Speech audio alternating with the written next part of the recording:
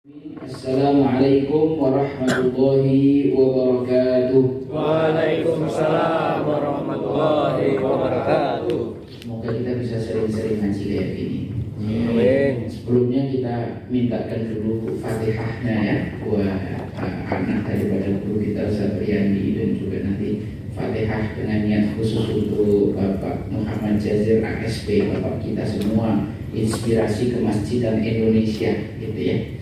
Al-Fatihah biniyati sahadah wa taysir li akhina Ustaz Riyandi wa ahlihi anallaha yasir kula umur ya yasir kula asir yasir alaina kula asir fa taysir kula asir alaika yasir ya man la yahtaju ila al-bayan wa tafsir hajatuna kathir faqdiha ya muyassir kula asir nas'aluka bi jahi rabbi shrah li sadri wa yassir li amri wa hlul 'uqdatam min lisani yafqahu qawli wa nas'aluka bi jahi sayyidina al-Mustafa Muhammad sallallahu alaihi wasallam al-Fatihah.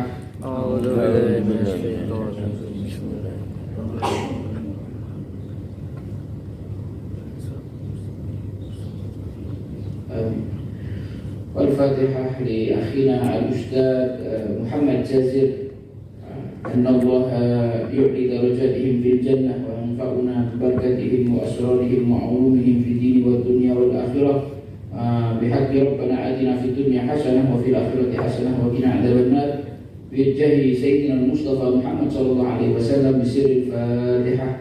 A'udzu billahi minasyaitonir rajim. Bismillahirrahmanirrahim. Alhamdulillahirabbil alamin arrahmanir rahim maliki yaumiddin iyyaka na'budu wa iyyaka nasta'in ihdinas siratal mustaqim siratal ladzina an'amta 'alaihim ghairil maghdubi 'alaihim waladdallin. Alhamdulillah wassalatu wassalamu ala Rasulillah usi nafsi wa iyyakum bittaqwallah. Alhamdulillah, kita bersyukur pada Allah. Hari ini kita diberi kesempatan, diberi keluangan waktu, diberi kesehatan oleh Allah Subhanahu wa ta'ala untuk bisa melaksanakan salah satu ibadah yang paling mulia, yaitu menuntut ilmu. Dikatakan dalam sebuah hadis, ma'ubidallahu bisyai'in afdhala minal fiqhi fiddin. Tidak ada jenis taqarrub yang lebih dicintai Allah daripada menuntut ilmu. Salat itu taqarrub, zakat itu taqarrub, sedekah taqarrub. Tapi di antara semua jenis taqarrub yang paling dicintai Allah adalah menuntut ilmu. Karena dengan ilmu seorang menyembah Allah atas dasar ilmu, bukan menyembah atas dasar kebodohan. Terima kasih kepada semua pihak yang sudah memudahkan kita menyelenggarakan acara sore hari ini. Saya mulai dengan sebuah kisah. Ini kemarin ketika saya pulang dari Kuala Lumpur, ketemu sama seorang ikhwit. Ikhwit ini apa ikhwit? Akhwat tapi kecil. Jadi pakai kerudung kecil, pakai celana jeans gitu. Nyapa, kemudian tak tanya, dari mana Mbak? Dari Kuala Lumpur Pak Ustadz. Oh, acara apa Mbak? Habis ikut konser Pak Ustadz. Konser sampai Kuala Lumpur. Mbaknya aslinya mana? Saya Pekalongan. Orang Pekalongan nih ceritanya. Jadi orang Pekalongan sampai Kuala Lumpur mau nonton konser. Konser apa Mbak? Itu K-pop Ustaz, yang Korea gitu. Oh, berapa bayar tiket konsernya Mbak? Ya kita beli yang biasa aja sih Ustaz, 3,5 juta. Oh, terus kemudian tiket pesawat PP sekitar 3,6 juta kali ya Ustaz, lebih sedikit lah. Oh, terus nginepnya di tempat teman apa gimana Pak? Sewa apartemen Ustaz 4 hari 2.800 ringgit. Wallah, anak di Malaysia 4 hari itu cuma buat 200 ringgit ya. 2.800 cuma buat apartemen. Itu belum makan, belum yang lain sebagainya. Artinya terus saya bilang, ternyata perjuangannya Mbaknya ini luar biasa ya, cuma menonton konser. Saya jadi malu karena saya dalam proses perjalanan menuntut ilmu itu kadang-kadang sampai se-effort ini gitu. Jadi orang mau nonton konser tapi usahanya luar biasa Pak Yunus, luar biasa. Kita yang menuntut ilmu ini kalah gitu. Terus saya tanya, Mbaknya pernah effort kayak gini untuk hadir majelis ilmu? Wah, belum sih Ustaz. Saya jadi malu Pak Ustaz. Saya tuh sebenarnya ingin tobat Ustaz, cuma belum nemu jalan aja. Amin, insyaallah sebentar lagi ketemu Mbak bilang gitu. Ada pilihan, setiap orang punya proses perjalanannya. Hikmah yang saya ambil adalah ketika seorang mengetahui nilai atau berharganya sesuatu, maka dia akan mengeluarkan energinya, kreativitasnya, bahkan hartanya untuk bisa mendapatkan sesuatu itu. Alangkah sedihnya kalau ilmu di mata kita, dalam pandangan kita bukan sesuatu yang berharga. Karena ini kan kita akan bahas tentang pernikahan ya. Banyak sekali rumah tangga yang kandas itu juga faktornya karena ilmu. Nanti kita ada cerita juga tentang ini. Salawat dan salam kita haturkan pada baginda Nabi Muhammad Shallallahu Alaihi Wasallam, suami terbaik yang ketika Ibunda Aisyah ditanya, wahai Aisyah, Rasulullah itu ketika di rumah seperti apa? Gitu. Ketika Rasulullah di rumah itu apa aja yang beliau kerjakan? Maka Sayyidah Aisyah mengatakan, karena Shallallahu Alaihi Wasallam fi mihnati ahli, atau kama karena Nabi Muhammad SAW di rumah itu mengerjakan apapun yang dikerjakan oleh keluarganya, oleh istrinya.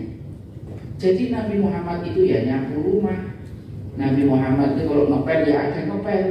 Nabi Muhammad juga nyuci pakaiannya sendiri. Kalau bajunya sobek beliau sendiri yang jahit. Kemudian beliau SAW kalau sandalnya putus beliau sendiri yang kesol. Beliau melayani istrinya, ngambilkan air. Apapun yang jadi kebutuhan dalam rumah tangga itu Nabi juga kerjakan kalau beliau ada di rumah. Jadi beliau sama sekali tidak gengsi ya. Kadang-kadang kan kita anak manajer bosku ya, biasa jadi manajer di kantor, biasa dilayani sama orang, sampai rumah pun juga mentalnya ketika jadi suami kayak gitu, istri harus melayani A sampai Z-nya. Dia tidak mau mengerjakan sendiri. Sedangkan Nabi Muhammad SAW itu salah satu sifat beliau ketika ada di dalam rumah, kata istrinya, karena fi mihnati ahli, mengerjakan apa yang dikerjakan oleh istrinya. Hakata. Maka kita nanti berusaha untuk meniru Nabi Muhammad SAW. Kemudian yang ketiga, Al-Fakir menasihati diri dan jamaah untuk meningkatkan takwa, karena sebaik-baik bekal adalah takwa. Takwa itu fondasinya ilmu. Takwa itu harus diambil dari guru. Dan supaya kita dapat ilmu yang banyak, kita mesti siapkan wadah yang bersih. Karena kalau gelas ini tidak bersih, tidak mungkin air akan dimasukkan, kan gitu ya. Jadi Habib Zain yang bilang, Habib Zain di kitab An-Najussawi itu bilang kalau gelas kotor, hitam, bau selokan, tidak mungkin akan diisi air. Ya kan? Kalaupun diisi air, tidak ada yang mau minum. Kalau ada yang minum, dia bukannya sembuh malah sakit, kan gitu. Padahal ini cuma gelas yang urusannya duniawi. Bagaimana dengan ilmu yang urusannya ukhrawi, urusan hati? Nah, hati ini harus bersih. Ketika hati itu bersih, maka dia akan memasukkan ilmu. Sebersih apa hati kita, semakin banyak ilmu yang masuk. Dan ilmu yang masuk ke dalam hati yang bersih akan menjadi ilmu yang bermanfaat. Berarti lawan ilmu yang bermanfaat ada ilmu yang bermadharat. Ada ilmu yang bermadharat. Contohnya misal orang belajar fikih, ini contoh aja Pak ya. Ilmu yang bermadharat. Ada orang belajar fikih. Orang itu kalau nyuri akan dipotong tangan kalau nyurinya sampai nisab. Nisabnya mencuri itu 1/4 dinar. Nisabnya 1/4 dinar. 1 dinar itu 8 juta lebih sedikit. Berarti 1/4-nya 2 juta lebih sedikit. Anggaplah 2 juta, kita genapkan aja 2 juta. Ini orang setelah tahu ilmunya, dia nyuri terus, tapi nyurinya tidak pernah di atas 2 juta. Dia nyurinya 1,7, 1,6, 1,8, dia nyuri terus. Tapi dia tidak pernah melakukan potong tangan karena dia nyurinya pakai ilmu. Nah, ini namanya ilmu yang bermadharat, ilmu yang masuk ke dalam gelas yang kotor, masuk ke dalam hati yang kotor. Dia memanfaatkan ilmu itu untuk mengakali. Termasuk ilmu yang mau saya sampaikan sore hari ini ilmu yang ngeri-ngeri sedap ini. Ilmu yang ngeri-ngeri sedap, kalau seandainya ini dipahami oleh hati orang yang kotor, nanti akan dipakai untuk hal-hal yang tidak baik. Gitu. Nah, maka Habib Zain masih tahu bahwa kita kalau mau dapat ilmu yang bermanfaat, hati kita harus kita bersihkan terlebih dahulu. Dibersihkan dari apa? Dibersihkan dari maksiat. Maksiat zahir maupun maksiat batin. Zina, mencuri, minum khamr, sombong, riya, hasad, semuanya adalah hal-hal yang bisa mengotori hati. Bismillahirrahmanirrahim. kewajiban seorang istri kepada suami atau hak suami dari istri. Sebelum masuk ke poin, saya ingin menyampaikan satu hal penting tentang asas segala hubungan. Tentang asas segala hubungan. Hubungan apapun yang dibangun dengan asas ini maka akan menjadi hubungan yang langgeng, hubungan yang baik, hubungan yang istimewa. Akan tetapi ketika asasnya bukan ini, maka hubungan apapun akan jelek, akan rusak. Oleh mutaffifin, siapa yang disebut orang yang curang? Alladzina idza talu 'alan nasi yastawfun. Orang yang ketika dia beli mintanya dapat imbuh. You understand what the meaning imbuh? No. Yes, no, Makassar. What's the meaning imbuh? Imbuh itu tambahan. Nah, ibu-ibu kan gitu kan, kalau beli beras ditimbang sama orang sekilo, tambahinnya enggak gitu ya. Beli bawang mau tambahinnya enggak yuyu kan gitu. Itu namanya orang yang yastaufun.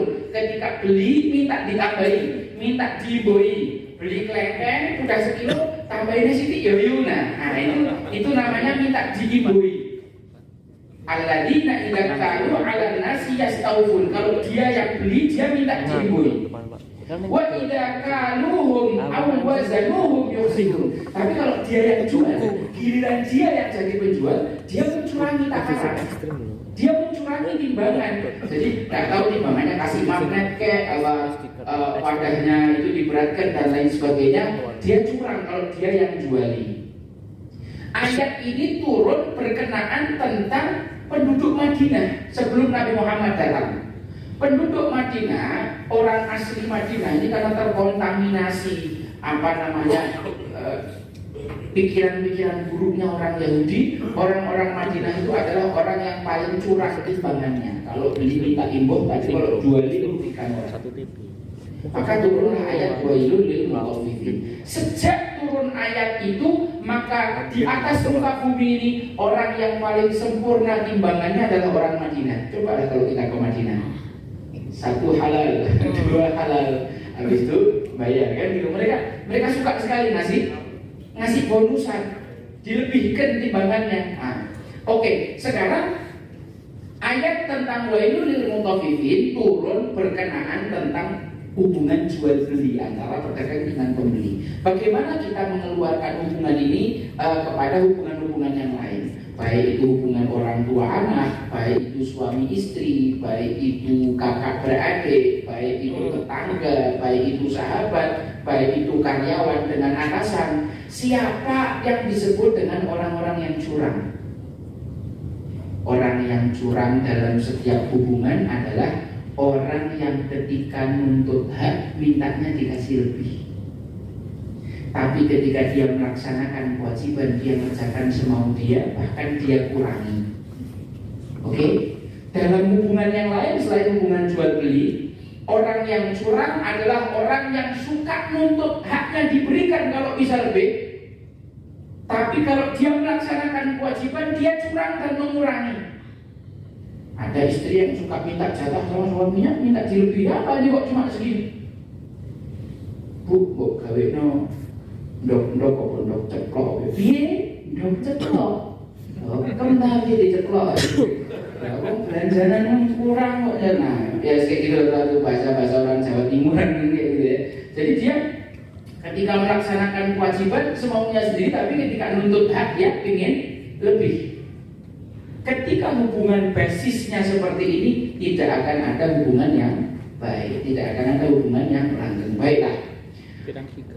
Kewajiban seorang laki-laki kepada istrinya adalah memberi nafkah, baik nafkah dohir ataupun nafkah batin. Nafkah dohir itu sandang, pangan, papan. Sandang itu membelikan pakaian setiap ganti musim. Di Indonesia ini cuma ada 2 musimnya. Kemudian memberikan pangan, makanan seperti kebiasaan istrinya sebelum menikah. Dan juga papan, menyediakan tempat untuk berlindung dari panas dan hujan. Terserah mau kontrak, mau sewa, mau punya sendiri, tidak penting, yang penting menyediakan. Kemudian ada nafkah batin. Nafkah batin yaitu jima. Itu di dalam mazhab Syafi'i minimal 1 bulan sekali. Kalau 4 bulan tidak dikasih, seorang istri bisa menuntut kepada mahkamah untuk meminta cerai atau khulu namanya. Kemudian seorang suami juga berkewajiban untuk membimbing, mengarahkan istrinya, punya visi, tujuan dalam kehidupan berumah tangga, mendidik, membimbing dan lain sebagainya. Kewajiban suami itu, coba perhatikan bapak-bapak dulu ya, sebelum saya geser ke ini. Kewajiban suami di rumah kepada istrinya dan keluarganya, nomor 1, nyapu rumah, ngepel rumah, buang sampah, nyuci baju, cuci piring, ngomong anak, nyusui anak. Itu nyusui anak itu kewajiban suami dalam Islam. Nyusui anak, terus kemudian memberikan semua yang menjadi kebutuhan istri, itu kewajiban suami. Kewajiban istri cuma 1, taat sama suami. Kalau disuruh nyapu, suruh suruh ngomong anak, suruh nyusui anak. Loh, jangan ketawa, karena gini, kadang-kadang ada seorang laki-laki kan nyusui anak itu kewajiban dia. Ada istri yang modelnya, aku cuma mau melahirkan bayiku, aku tidak mau nyusui dia. Maka seorang suami yang punya istri kayak gitu, dia berkewajiban membayar ibu susu supaya anaknya tidak nyusu, atau diberikan susu formula. Jadi kalau istri nolak itu boleh-boleh saja sebenarnya dalam syar'i. Sebenarnya dalam ilmu fikihnya, gitu kan? Nah, tapi nanti kita lihat apakah hubungan suami istri itu hanya sekedar tuntut hak fikih atau tidak. Ala kulli hal. Jadi kewajiban utama seorang istri kepada suaminya adalah taat kepada suami. Ada satu kitab yang mana jadikan rujukan sore hari ini, namanya kitab Dhawul Misbah fi Bayani Ahkamin Nikah, cahaya lampu yang menerangkan tentang hukum-hukum pernikahan. Nah, di sini disebutkan sebuah pasal mengenai hukukuz zauj ala zaujah katsirah. Hak seorang suami atas istrinya ada banyak. Nah, kan sesuai dengan judul kan, kewajiban istri kepada suami, berarti hak suami terhadap istri. Apa saja yang disebutkan di sini oleh penulisnya, nanti di belakang tak sebutkan siapa penulisnya. Minha ayyajiba 'alaiha ta'atuhu fi nafsiha illa fi ma la yahil wa la tasum wa la takhruj min baitihi illa biidnihi wa ridho. Disebutkan di sini nomor 1, kewajiban seorang istri atas suaminya taat kepada suaminya atas dirinya dalam hal-hal yang diperbolehkan, dalam hal-hal yang dihalalkan, bukan di dalam hal kemaksiatan. Karena kaidahnya la ta'ata li makhluqin fi maksiatil khaliq. Tidak ada ketaatan kepada makhluk ketika itu bermaksiat kepada sang khaliq. Ada kisah di zaman Nabi sangat luar biasa, memberikan kita frame betapa istri harus taat sama suami. Ada seorang sahabiah radhiyallahu taala anha wa ardhaha.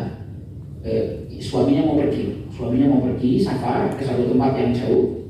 Kemudian dia pesan sama istrinya, apapun yang terjadi kamu jangan keluar rumah kecuali seizinku dan sepulangku. Kata suaminya gitu.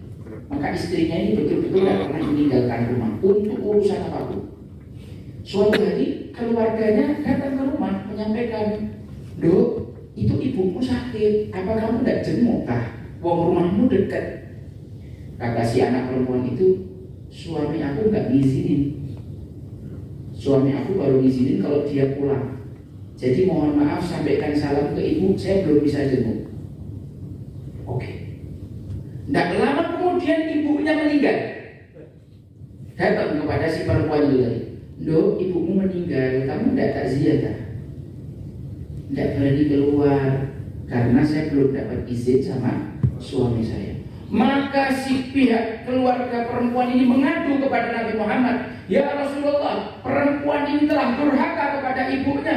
Dia ketika ibunya meninggal tidak mau datang untuk bertakziah. Gimana ini ya Rasulullah?" Kata Rasulullah SAW, justru dia adalah wanita yang berbakti karena berbakti kepada ibunya. Kalian tahu gara-gara ketaatan wanita ini kepada suaminya, semua dosa ibunya itu diampuni sama Allah Subhanahu wa taala. Allahumma shalli ala sayyidina Muhammad. Paham? Itulah seorang wanita diperintahkan untuk taat pada suami selama tidak diperintahkan mengerjakan sesuatu yang diharamkan atau kemaksiatan kepada Allah Subhanahu wa taala. Kalau perempuan suruh makan babi ya harus nolak, suruh minum khamr ya harus nolak.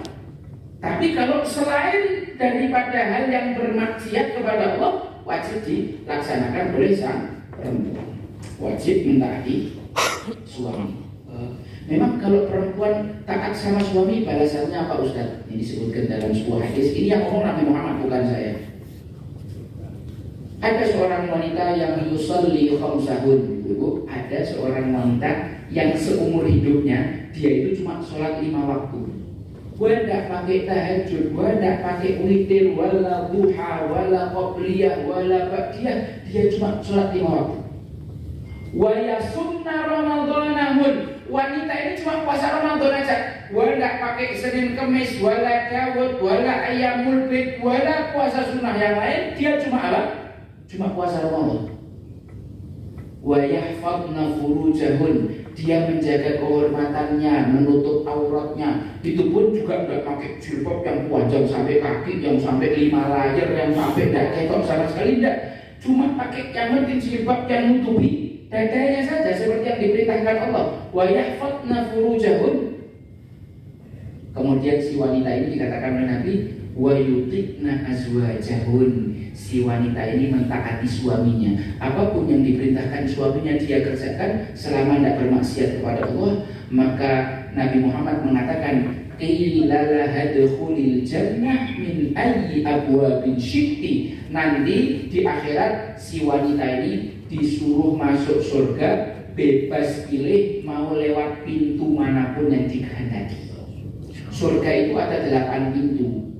Ada babu sholah khusus untuk orang yang rajin sholat, ada babu royan bagi orang yang rajin saum, babu sodakoh bagi orang yang rajin sodakoh, ada babu jihad bagi yang rajin jihad. Pokoknya setiap amal ada pintunya sendiri-sendiri. Kecuali wanita yang taat sama suami, dia boleh pilih pintu manapun yang dia suka, mau masuk kemanapun. Jadi mentaati seorang setelah kita melihat aibnya itu berat itu. Karena berat itulah balasannya 8 pintu surga, bebas pilih masuk yang mana. Kalau mentaati suami itu ringan, maka balasannya bukan surga, dispenser, kipas angin, kompor gas dan kulkas paling mahal. Karena mentaati suami itu berat, maka balasannya surga. Di sini dikatakan seperti itu. Wala tasum, seorang wanita, seorang istri tidak boleh puasa sunnah di dalam rumahnya kecuali seizin suami. Wah, nah habis dapat ilmu dari Ustaz, pahala saum sunnah gini. Terus kemudian dia puasa. Lepas suaminya pulang pas butuh. Ternyata istrinya saum. Itu akan membuat hati suaminya sakit dan sedih. Dan laki-laki itu kalau sedang punya hajat, sampai-sampai dikatakan oleh Nabi Muhammad, kalau ada perempuan sedang masak lalu suaminya mengajak istrinya untuk menunaikan hajatnya, maka tinggal dulu masaknya, layani suami, baru nanti lanjut lagi masaknya. Karena masakannya ini bisa nanti, sedangkan syahwatnya suami kalau bergolak sedang tinggi-tingginya, kemudian tidak tersalurkan, maka laki-laki ini akan meledak-ledak di dalam dirinya, atau dia ilfil, atau dia mungkin nanti akan cari apa? Pelampiasan nafsu yang lain, karena dia merasa ketika aku butuh istriku tidak bisa melayani. Sampai Rasulullah mengajarkan begitu, masakan tinggal dulu, matikan dulu kompornya, layani dulu suami, baru lanjutkan lagi masaknya. Jadi itu tadi salah satu kewajiban istri, tidak boleh saum di rumah kecuali atas izin suami. Wala takhruj min baitihi illa bi idnihi wa ridha. Tidak keluar dari rumahnya kecuali seizinnya dan seridhonya suami. Tidak boleh. Ini bukan suatu hal yang mengekang seperti yang dikatakan feminis dan lain sebagainya. Kalau perempuan itu tahu betapa mahalnya ada di dalam rumah, maka dia akan sangat menikmati kalau punya laki-laki yang melarang dia keluar. Allah Subhanahu wa Ta'ala di dalam Al-Quran ketika menceritakan memberikan arahan kepada wanita muslimah, para istri-istri Nabi, ketakwaan bagi wanita adalah waqarna fi buyutikum, stay at your home. Kamu diam aja di dalam rumah. Bukan berarti tidak boleh keluar sama sekali, tapi keluarlah hanya untuk urusan-urusan yang syar'i saja. Jangan jadi perempuan yang suka belayangan, dikit-dikit wisata kuliner, dikit-dikit nonton bioskop, dikit-dikit keluar rumah, tidak penting. Justru kita tidak betah di rumah gitu loh. Perempuan yang baik adalah dia yang jadi ratu di rumah. Dia sangat menikmati rumah. Setiap di dalam rumah dia kalau pagi nyirami tanaman, dia punya aktivitas-aktivitas yang kayak gitu. Setiap hari dandan, berias untuk suaminya dan lain sebagainya. Dia bersihkan rumahnya. Rumahnya itu adalah istana bagi dia, yang setiap kali suaminya pulang masuk surga. Itu perempuan yang paling baik itu begitu. Perempuan yang paling baik adalah perempuan yang betah di rumah, yang bisa menjadi ratu di dalam istana. Tapi ini harus ada kerjasama yang baik ya. Suaminya juga harus memfasilitasi itu. Al-Fakir juga dalam rumah tangga begitu, tidak suka terlalu banyak mengizinkan istri itu keluar kecuali urusan-urusan yang syar'i. Tapi kalau urusan yang syar'i, misalkan ngaji, bukan tak larang, tapi justru tak izinkan, tak support, tak antar kalau saya bisa seminggu 4 kali ngaji. Karena ada beberapa ilmu yang saya tidak bisa nyampaikan sendiri, harus disampaikan oleh orang yang lain. Nah setelah dia paham ilmu itu, ilmunya bermanfaat buat saya. Nah gitu. Jadi perempuan, saya pernah ketika istri saya hamil trimester pertama, itu betul-betul selama 3 bulan saya larang total, bahkan sampai ngajinya pun tidak saya izinkan. Ya sekarang mau di rumah. Dan hari ini kita melihat istri saya senang dengan keputusan saya waktu itu, karena ada kawan saya barusan kemarin datang curhat, istrinya baru hamil trimester pertama, itu gugur anaknya, dikurek. Karena apa? Istrinya tetap senang beraktivitas hari-harian, sana sini, ternyata janinnya mati udah dua minggu udah mati baru ketahuan. Ala kuliah. Jadi dibalik larangan suami terhadap istrinya keluar rumah, di situ ada hikmah. Apalagi suaminya ini orang yang valid, paham agama. Ala kuliah. Wa minha, di antara juga kewajiban seorang istri kepada suami, antataharra ridhahu wa tatajannab sakhatahu ma'amkan. Kewajiban istri adalah senantiasa meminta ridho suami dan menjauhi murkanya. Jadi kalau setiap hari minta ridho ya, kalau bahasanya orang Banjarmasin minta ridhonya sebelum tidur, yang maafkan aku, maafkan kesalahanku, ridhoi aku. Karena kalau seorang wanita itu meninggal dunia dalam keadaan suaminya ridho kepada si wanita itu, maka balasannya langsung surga. Mau kayak apapun itu perempuan, kalau dia meninggal dalam keadaan suaminya ridho, insya Allah dijamin surga. Insya Allah dijamin surga. Dan kalau seorang wanita itu membuat marah suaminya, misalkan malam tidak tahu karena faktor pertengkaran apa, gara-gara hal apa, kemudian si wanita itu tidur dalam keadaan suaminya marah sama dia, maka malam hari itu malaikat semuanya melaknat wanita tersebut karena suaminya tidak ridho sama dia. Tentunya ini di dalam hal-hal yang tidak dilarang oleh Allah Subhanahu wa Ta'ala. Kewajiban seorang wanita adalah senantiasa minta ridho suami dan menjauhi hal-hal yang menyebabkan suaminya murka. Ada kisah tentang seorang ulama. Dia sedang melakukan perjalanan menuntut ilmu di negeri yang asing, di Irak atau di mana, bukan daerah asalnya dia. Kemudian dia melihat seorang wanita yang cantik dan dia cocok sama perempuan itu. Maka dia datang ke orang tuanya melamar perempuan itu. Maka lamarannya di ACC. karena melihat oh ini anak potongannya Pak, potongan penuntut ilmu gitu kan. Terus kemudian nikah. Nah malam pertama ini suaminya udah mau gas aja ini ceritanya, udah mau gas suaminya, si istrinya sabar, ada hal yang mau tak sampaikan. Wahai suamiku, kau orang asing dan aku pun asing bagimu. Sebelum kamu menyentuhku, ada beberapa hal yang ingin aku tanyakan, tolong jawab. Pertanyaan pertama, hal-hal apa saja yang kau sukai? Tolong sebutkan apa saja, supaya nanti ketika aku menjadi istrimu, aku akan melakukan hal-hal yang kamu sukai tersebut. Dan tolong sebutkan hal-hal yang kamu tidak suka, hal-hal yang kamu benci. Sehingga nanti selama aku jadi istrimu, aku akan menghindari semua hal yang kau tidak suka. Orang siapa yang kau sukai, yang kalau dia datang ke rumah kau mengizinkan dia masuk, maka akan aku persiapkan jamuannya bahkan. Dan orang siapa yang kau tidak sukai, sehingga kalau orang itu datang aku tidak akan izinkan orang itu masuk. Tolong sebutkan. Nah, itu permintaan istrinya. Maka akhirnya disebutkan sama suaminya, aku suka begini, aku tidak suka begini, aku suka orang ini datang ke rumah, aku tidak suka fulan kalau datang ke rumah ini jangan dibuka itu.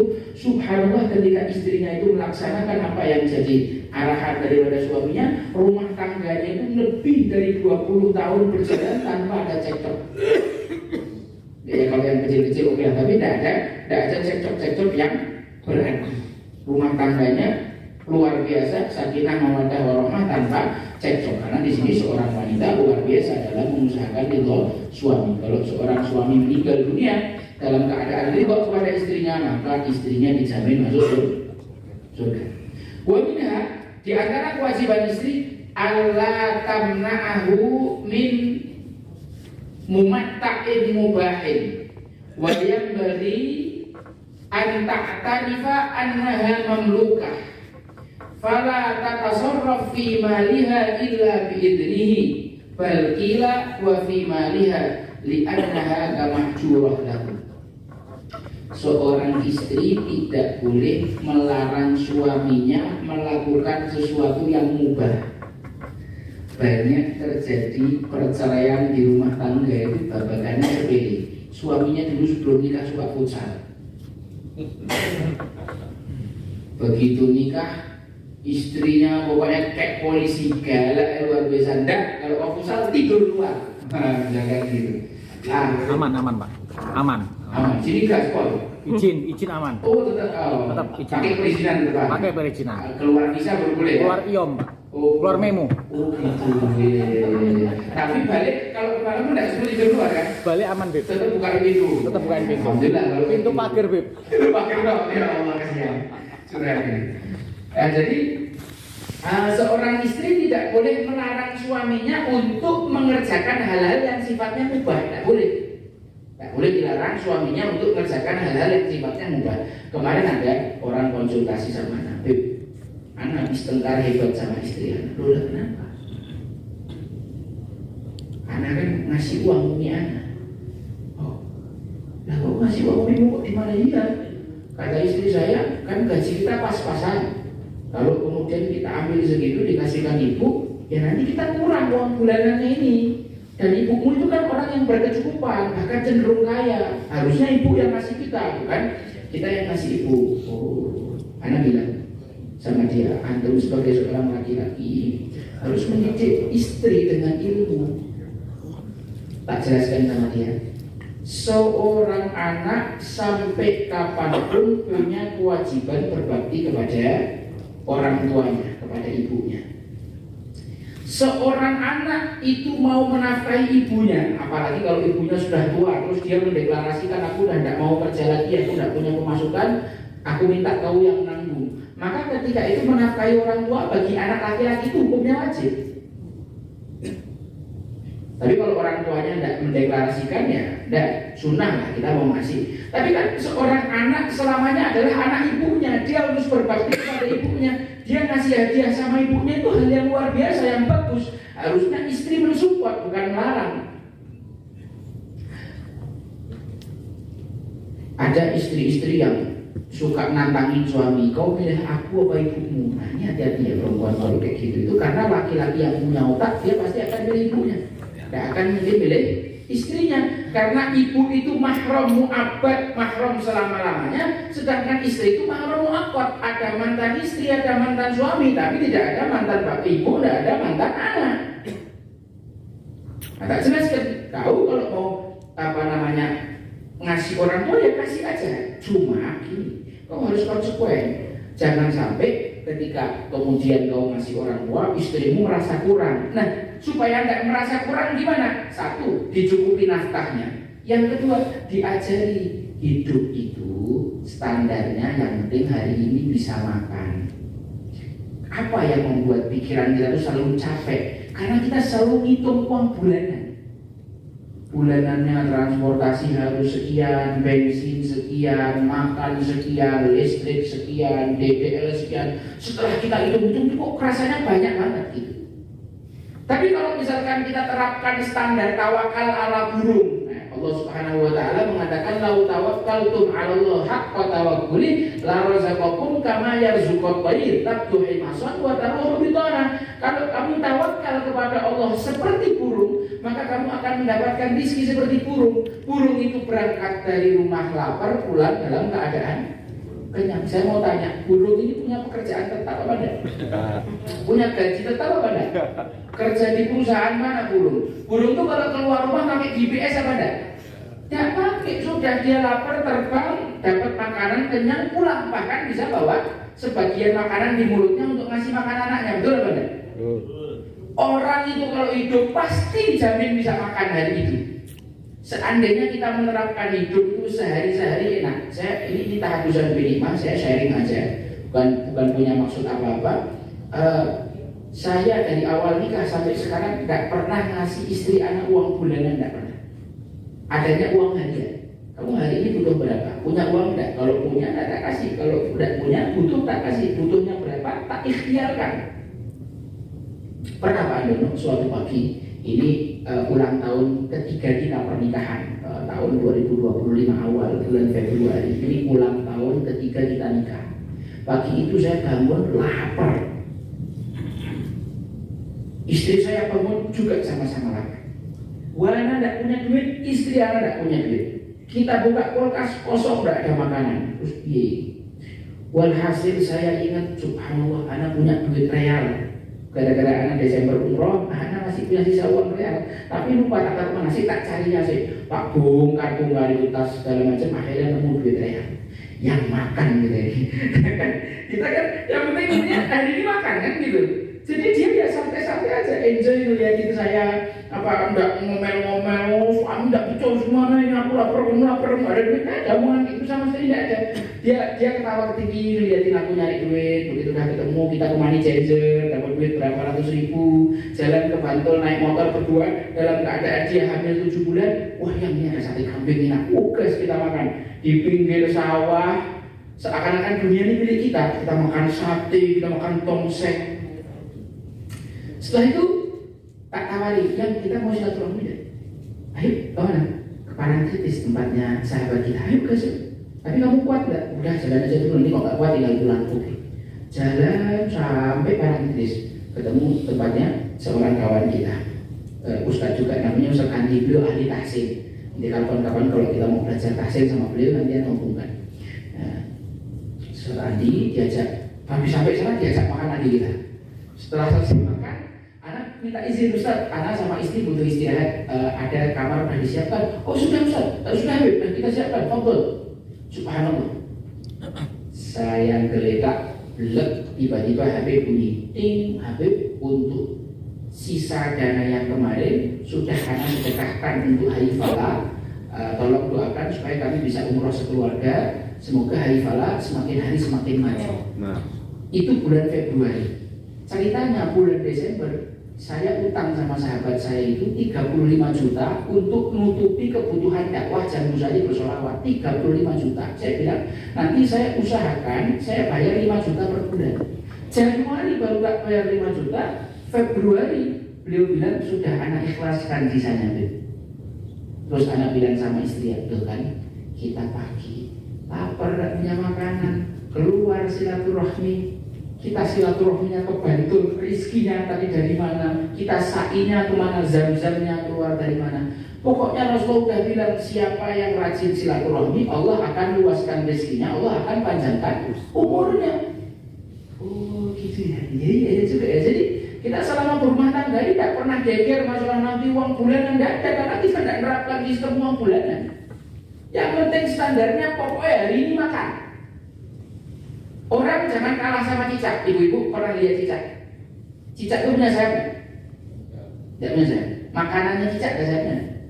Hampir semua punya sayap. Nah, coba kita dengar penyanyinya gimana? Cicak, cicak, jinjing, diam, bertasbih, datang seekor nyamuk. Alhamdulillah. Yang datang cicaknya apa namanya? Datang seekor, rizkinya yang datang. Pernah dapat info di TV ditemukan ratusan cicak mati busung lapar karena tidak nemu nyamuk. Ada kisah yang ada resesi krismon tuh orang aja. Tidak ada cerita cicak mati busung lapar tidak nemu nyamuk. Padahal kalau cicak itu dikasih akal, mungkin dia protes sama Allah. Ya Allah, kok ciptakan aku nih kok tidak ada sayapnya, sedangkan makananku ada sayapnya. Mungkin kau salah desain ini ya Allah. Tapi tidak ada cicak protes itu. Oh, tidak ada cicak mati busung lapar. Kok kita manusia yang punya akal kalah yakin sama cicak? Ada masalah apa dengan akal kita? Kambing lagi kambing. Bapak-bapak, ibu-ibu pernah lihat tidak kambing keluar rumah bawa karung, bawa arit? Lu ngomong bengkok bawa arit barang nabung sak buat besok. Tidak ada kambing kayak gitu. Kambing dia berangkat lapar, makan rumput, selesai pulang kenyang, besok cari lagi. Lu kambing yang tidak punya tabungan aja tidak pernah stres mikirin rezeki. Kenapa ini yang punya logika dikasih akal sama Allah justru stres karena tidak punya tabungan? Ada yang tabungannya udah 2M masih stres. Apa sebenarnya yang dia cari itu? Hidup itu sederhana. Yang sulit itu gaya hidup. Lu kalau kita lapar kan makan nasi telur sama kecap itu udah enak. Cuma kan yang bikin kita stres, kita harus punya tradisi sama istri kita. Setiap pada maghrib harus ke mall, makannya marugame udon yang misalkan. Itulah yang bikin stres. Karena dihitung banyak itu. Kalau kita, ya sudah syukur Allah ngasih ini, punyanya ini, kita makan. Orang tuh kok lapar, makan enak. Betul. Nah, jadi seorang suami itu tidak hanya memberikan nafkah dohir. Makanya setelah tak jelaskan kayak gini, terus teman saya tadi berkesimpulan, oh ternyata nafkah paling penting yang diberikan suami kepada istri itu bukan duit, tapi ilmu. Ilmu yang merubah mindset. Jadi hidup itu bisa dijalani dengan nyaman karena punya mindset yang bagus. Dia tidak stres karena punya ilmu yang bagus gitu loh. Maka nafkah seorang suami kepada istrinya adalah memberikan ilmu. Banyak nih, apalagi zaman-zaman sekarang ini, akhwat ini hidup standarnya pakai standar TikTok gitu ya. Ada akhwat hidup standar TikTok, udah dapat nafkah 7 juta sebulan, minta cerai sama suaminya. Lu kenapa kok minta cerai? Oh, karena standar TikTok perempuan tuh dikasih 15 juta. Ya Allah, fresh graduate di Jogja nyari 15 juta ya, bunuh diri ya kayaknya suaminya. Ala kulli hal, jadi kita seorang suami terutama harus memberikan nafkah kepada istri, nafkah selain nafkah harta, yaitu nafkah ilmu. Karena ilmu itu jauh lebih penting bagi dia.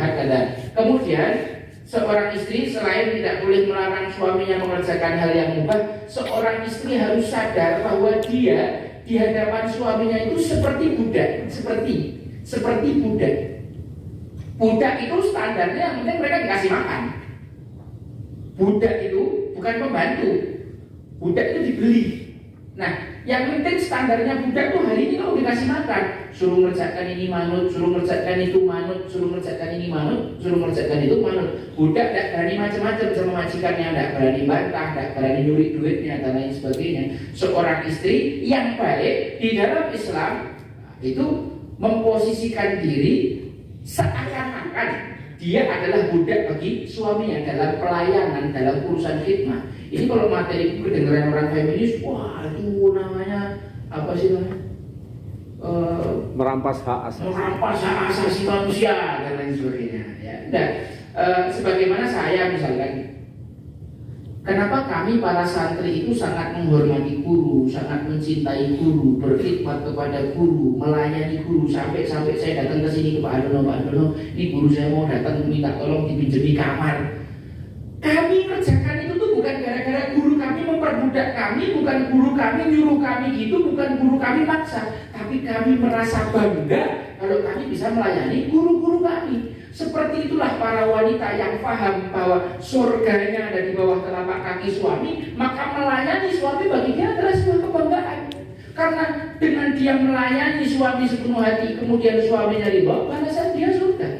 Bahkan sampai-sampai Nabi mengatakan, seandainya ada seorang boleh sujud sama orang lain, maka akan memerintahkan seorang istri untuk sujud kepada suaminya. Karena saking beratnya pekerjaan, tugas, beban, dan tanggung jawab seorang suami terhadap istrinya. Ada suami ini udah pede, ini mau masuk pintu surga ini, udah gini aja dia udah mau masuk pintu surga. Bismillahirrahmanirrahim. Tiba-tiba, stop, ditarik dari belakang. Ternyata istrinya, ya Allah, kok bisa dia masuk surga sendiri? Tidak terima saya. Dia dulu ibadah sendiri, soleh sendiri, ngaji sendiri. Saya tidak pernah diajari ilmu agama, ya Allah. Saya tidak ngerti tentang darah haid dan nifas, ya Allah. Saya tidak ngerti rukun wudhu, ya Allah. Saya tidak tahu rukun sholat, ya Allah. Saya tidak tahu akidah dasar, ya Allah. Saya tidak pernah diajari fikih dasar sama dia, ya Allah. Saya tidak pernah diajari tasawuf dasar. Kok enaknya dia masuk surga? Tidak mau, ya Allah. Dia harus masuk neraka bareng saya. Akhirnya suami tidak jadi masuk surga sebelum ke neraka. Jadi suami itu bukan cuma sekedar mikir istrinya tenang nyaman di dunia, tapi dia punya tugas membawa istrinya selamat sampai di hadapan Allah Subhanahu wa taala. Saking beratnya tugas itu, Nabi Muhammad bilang, kalau seandainya ada manusia yang dibolehkan untuk sujud kepada orang lain, maka akan diperintahkan istri sujud kepada suaminya. Ya enteng. Suami bukan sekedar ngasih nafkah, ngasih duit itu selesai, enggak. Anda bisa terhalang masuk surga karena tidak memberi nafkah ilmu kepada istri. Tidak jadi masuk surga karena tidak memberi nafkah ilmu kepada istri. Wa minha an takuna musta'iddan litamattu'ihi biha bima taqdiru alaihi min asbabin nadhafah wa la taftakhiru alaihi bi jamaliha wa la tu'ayyiruhu bi qabhi fihi. Di antara kewajiban istri adalah dia itu menjadi seseorang yang selalu siap sedia, ready, always ready to use. Selalu siap dipakai oleh suaminya kapanpun. Ini kewajiban istri. Ini istri yang baik. Dia sehari-hari di rumah, dia sehari-hari maca, rambutnya bagus, disemir, wangi, kan gitu kan. Jadi Rasulullah SAW menyebutkan standar wanita solehah. Wanita solehah itu bukan yang banyak sholat, bukan yang banyak puasa, bukan yang banyak sedekah. Tapi apa? Kata Nabi Muhammad, allati idza nadarta ilaiha sarratka. Yang kalau dipandang sama suami menyenangkan hati suami.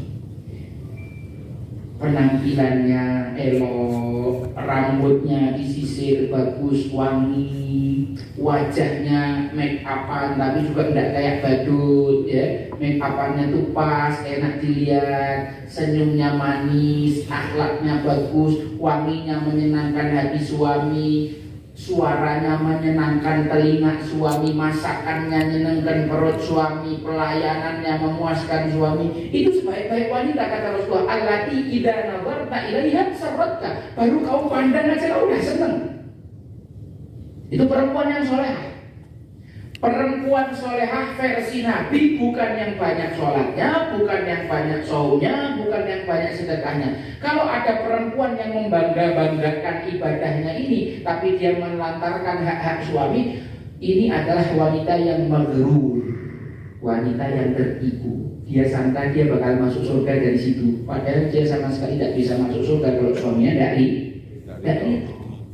Lah Ustaz, suami saya jahat, ahli maksiat. Ada perempuan suaminya orang paling jahat di dunia, namanya Fir'aun. Ini kan artis paling jahat di dunia ini, Fir'aun ini. Udah jahat, dolim, juga bunuh dan lain sebagainya. Tapi istrinya Sayyidah Asiyah tidak pernah beralasan, nah, suaminya jahat, oh ya Allah anak tak jahat sisan, dia selingkuh, anak juga tak selingkuh sisan. Tidak ada ceritanya kayak gitu. Ibunda Asiyah tetap solehah walaupun di bawah naungan seorang laki-laki yang jahat, maka Ibunda Asiyah akan mendapatkan balasan yang luar biasa, dapat satu rumah khusus di surga karena ketaatan dia kepada suaminya, walaupun suaminya Fir'aun. Sak jahat-jahatnya suami kita bukan Fir'aun. Jadi ya kenapa kita taat? Ya karena taat kepada suami itu perintah Allah. Kenapa wanita harus taat? Ya karena itu jalan dia masuk surga. Walaupun suaminya begini dan begitu, itu urusan dia sama Allah. Ketika ibu melaksanakan kewajiban, maka ibu akan mendapatkan pahala dari Allah, dapat balasan. Sedangkan suami yang zalim kepada istrinya, tidak memberikan hak istrinya, maka suami itu juga nanti akan dituntut di hadapan Allah Subhanahu wa Ta'ala. Jangan dikira selesai di dunia, masih panjang urusannya nanti di akhirat. Nah, kenapa kita melayani suami? Kenapa kita melayani istri? Karena itu perintah Allah. Mau dia balas kek, mau dia tidak balas kek, terserah. Yang penting pekerjaan itu tak selesaikan, yang penting kewajiban itu tak tunaikan. Hakku itu minta sama Allah. Saya di rumah yang nyapu, saya di rumah yang ngepel, saya di rumah yang mengerjakan pekerjaan rumah tangga. Saya melayani istri saya, bahkan sampai istri saya itu yang aku ingin hamil lagi, kangen hamil lagi. Kenapa? Ketika dia hamil 9 bulan, dia merasa sangat diratukan, maka ingin kayak gitu lagi terus. Nah, kita sebagai suami ketika melayani kayak gitu, ya kenapa kita melayani? Karena itu kewajiban kita. Dan ketika istri tidak bisa menunaikan kewajibannya, kita minta hak kita kepada Allah, karena Allah pasti akan ngasih lebih. Sayyidina Ali mengatakan, saya sering kecewa, dan kekecewaan terberat saya ketika saya berharap kepada manusia. Saya sering kecewa, dan kekecewaan terberat saya ketika saya berharap kepada manusia, termasuk berharap pada pasangan. Kita melaksanakan ini yang murni karena kita melaksanakan perintah Allah. Seorang istri berkewajiban untuk selalu menjaga kebersihannya semaksimal mungkin. Samponan, rambutnya jangan bau. Sikatan, jangan sampai ketemu suami abadi badan. Subhanallah, ibu-ibu zaman sekarang ini kadang-kadang kurang adil. Dia kalau pagi berangkat ke kantor, terus maca ayu, bedakan, lipstik merah, parfum, ndak terima sak jes 2 jes sak botol itu biar biar wangi. Itu untuk ketemu bos dan teman kantornya. Begitu pulang ke rumah udah kesel, udah peok, ini balsem, ini koyo, ini minyak kayu putih, sampai suaminya bingung daerah mana yang bisa tak cium ini. Maka ya jangan heran suaminya nanti cari yang lain, karena dia belum bisa menjadi apa yang menjadi kebutuhan daripada suami itu. Nah, seorang istri harus memperhatikan betul apa kebersihan tubuhnya, mulutnya dijaga. Jadi wayah-wayah suami itu butuh mulutnya dia ya mendapatkan sesuatu yang dia inginkan. Bau ketiaknya misalkan, daerah kualitaannya itu wajib dijaga. Seorang istri wajib menjaga. Seorang suami itu kalau dia sudah selesai hajatnya di rumah, dia keluar rumah itu sudah tidak nengok kanan nengok kiri lagi. Dia fokus sama karya, dia fokus sama prestasi, dia fokus berperang gitu loh. Nggak geol-geol ke sana kemari karena hajatnya udah selesai semua di rumah. Dia melihat perempuan tuh nggak terus kayak apa? Kucing kelaparan, enggak. Tapi dia bisa fokus karena semua hajat-hajatnya sudah diselesaikan di rumah. Bahkan Nabi Muhammad mengatakan kalau seorang laki-laki melihat wanita cantik di luar sana, segera pulang ke rumah karena apa yang dimiliki wanita itu juga dimiliki oleh istrinya. Ketika wanita udah selesai, ketika seorang laki-laki udah selesai hajatnya dengan istrinya, dia tidak akan tengok ke sana, tengok ke sini. Dia fokus berprestasi, fokus berkarya, fokus beramal soleh, sehingga nanti setiap amal soleh yang dikerjakan suami itu akan dipanen sama istri dan anaknya di rumah. Seorang perempuan tidak boleh membanggakan kecantikannya di depan suami. Kau itu beruntung dapat aku. Kau ini gak lihat-lihat, kayaknya kalau melamar cewek lain mesti bakal ditolak. Aku hanya perempuan bodoh yang menerima kau misalkan kayak gitu. Tidak boleh seorang istri membangga-banggakan kecantikannya di depan suami. Misalkan ada istri-istri suka nantang gini. Jadi saya aku kiakeh loh mas. Dia mau fulan, itu seneng karo aku. Itu hal yang tidak boleh. Hal kayak itu hal yang pantang diucapkan seorang istri kepada suami, karena kadang-kadang itu dimaknai tantangan. Oh, kau nantang aku, oke. Ada yang lebih cantik sama kau, mau sama aku, misalkan gitu. Tidak boleh, ini adab, ini akhlak, ini kewajiban seorang istri di rumah terhadap suaminya. Tidak boleh membanggakan kecantikannya dan tidak boleh menjelek-jelekkan suaminya. Jadi kurang mulia pakai ganteng. Tidak boleh, tidak boleh, itu sesuatu yang sangat haram dilakukan di rumah. Siap-siap aja. Kalau mulutnya latah kayak gitu, siap-siap aja rumah tangganya bakal berantakan. Ana sudah menyaksikan dengan mata kepala sendiri ada perempuan nantangin suaminya kayak gitu. Dulu tuh banyak laki-laki yang mau sama aku, ujung-ujungnya apa, itu perempuan dicerai sama suaminya. Gara-gara nantang. Suaminya, loh, aku juga bisa nyari perempuan selain kau dan yang lebih cantik daripada kau. Terus kemudian berikutnya, wa minha dawamul haya'i minhu wa ghadda tarfaha qadamahu wa ta'atu li amrihi wa sukut inda kalamihi wal qiyam ala qudumihi wa khurujihi. Seorang wanita alangkah baiknya selalu menjaga perasaan malunya di hadapan suaminya. Seorang perempuan itu dalam kondisi-kondisi tertentu, ketika suaminya bicara, ketika suaminya sedang meninggi, ketika suaminya sedang ingin dihargai, ya gitu ya. Itu seorang perempuan ghadda tarfuha qadamah. Apa? Ini menundukkan pandangannya, kemudian matanya itu melirik ke kaki. Jadi gimana bahasanya? Kalau suami sedang ngomong, ada kondisi-kondisi tertentu justru istri itu jangan natap mata dia ketika sedang ngomong sebagai bentuk rasa hormat. Dia matanya melihat ke kaki, seakan-akan dia sedang merasa bersalah, sedang dia merasa dinasehati, dia merasa kecil di hadapan suaminya, dia tunduk, dia tawadhu ke depan suaminya. Saya dengar dari ameh saya itu ngomong, dulu kami diajari sama Jid, dulu kami diajari sama kakekmu berarti. Itu kalau seorang perempuan sedang diomongi sama bapaknya, tidak boleh melihat mata bapaknya. Mendelik-mendelik kayak gini bisa jadi masalah besar, karena kawamah suami itu terganggu dengan itu. Perempuan yang baik, yang tawadhu, itu ketika suaminya bilang, dia menundukkan pandangannya. Dan Rasulullah SAW mengatakan, man tawadhu'a rafa'ahullah. Siapa yang tawadhu, maka justru Allah akan angkat. Ketika seorang istri itu tawadhu kepada suaminya, justru suaminya lah yang akan berusaha memuliakan wanita itu semulia-mulianya. Kemudian waktu ahli amrihi, seorang perempuan berusaha mentaati apapun perintah suaminya. Wasukut inda kalamihi, seorang perempuan berusaha diam ketika suaminya sedang berbicara. Jangan nyela, jangan motong, jangan sok pinter, jangan rocos, ingin ngomong terus. Ada masanya suami mendengarkan, tapi ada masanya ketika suami yang berbicara, perempuan jangan motong omongannya. Itu termasuk adab, itu termasuk kewajiban. Wal qiyam inda qudumihi wa khurujihi.